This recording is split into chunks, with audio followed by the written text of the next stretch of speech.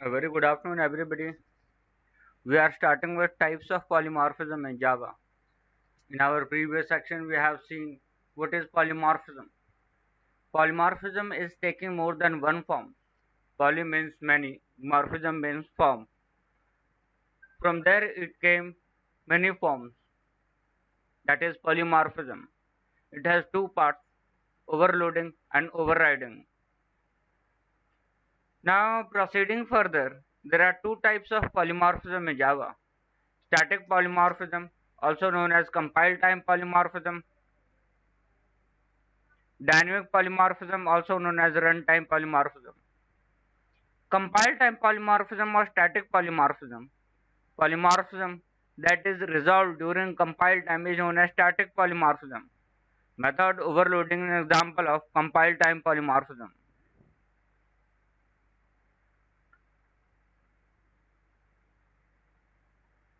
Method overloading, this allows us to take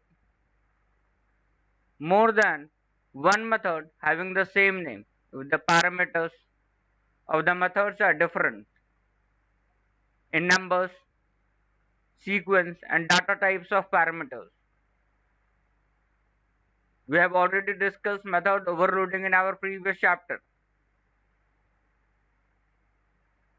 Example of static polymorphism. Method overloading is one of the way Java supports static polymorphism. Here we have two definitions of the same name, same method add, which add method would be called is determined by the parameter list of the compile time. That is the reason which is known as compile time polymorphism.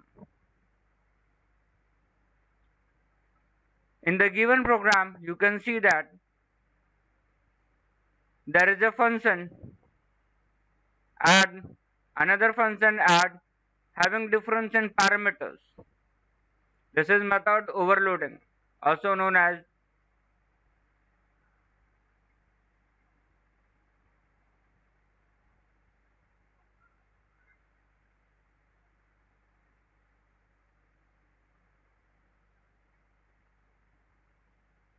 this is method overloading or static polymorphism. Static polymorphism is also known as compile time polymorphism. Now runtime polymorphism or dynamic polymorphism is also known as method dispatch. Dynamic polymorphism is a process in which a call to an overridden method is resolved at runtime. That is why it is called runtime polymorphism. In this example, we have two classes, ABC and XYZ. ABC is a parent class and XYZ is a child class. The child class is overridden, overriding the method, my method of the parent class. In this example, we have child class object assigned to the parent class reference. So in order to determine which method would be called, the type of object would be determined at runtime. It is the type of object that determines which version of method would be called, not the type of reference.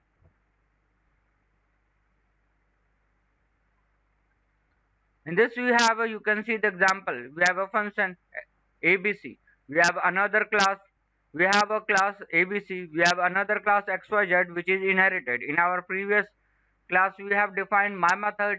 In the same function we have in another class we have defined the same function in a different way. This is overriding.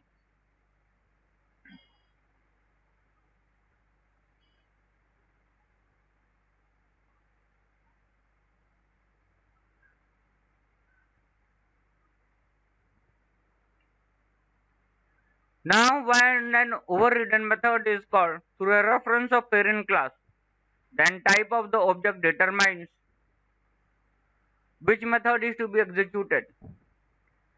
Thus, this determination is made at runtime, since both the classes, the child class and the parent class, have the same method. Which version of the method, child class or parent class, will be called is determined by the at runtime by JVM.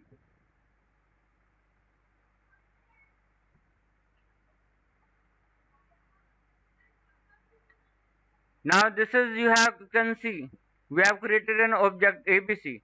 We have another. We have created an object OBJ. We have another object OBJ with the referring to the different classes. In the third case, the method of the class child class to be executed, because which method to be executed is determined by the type of object, since the objects belong to the child class and the child class version of my method is called. This is all about the type of polymorphism. In our next chapter, we are going to study static and dynamic binding. Static and dynamic binding is one of the most important feature of OOPS, which we are going to look in our next chapters.